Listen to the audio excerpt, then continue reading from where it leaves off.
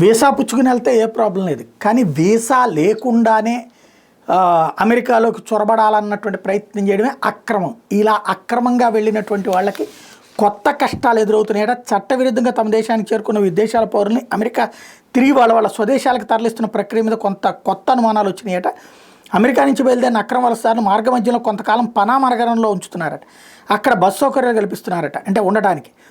అయితే పనామా సిటీలోని డికాపోలిస్ హోటల్లో ఉన్న పలు దేశాల అక్రమ వలసదారులు దయచేసి సాయం చేయండి, మేము ఇక్కడ క్షేమంగా లేవంటూ ప్లకార్డులు హోటల్ కిటికీల దగ్గర ప్రదర్శిస్తున్నారు.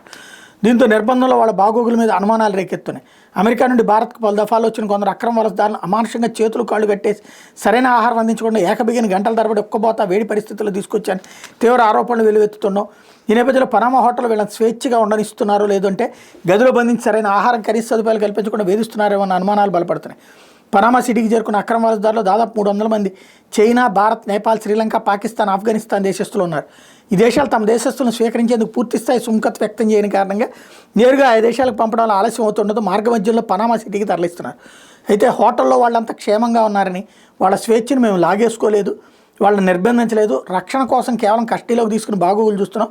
అమెరికాతో ఒప్పందం మేరకు వలసదారులకు ఆహారంతో పాటు మందులు అలాగే డాక్టర్ సేవలు కూడా అందిస్తున్నామంటూ పనామా రక్షణ మంత్రి ఈ సందర్భంగా ప్రకటించారు.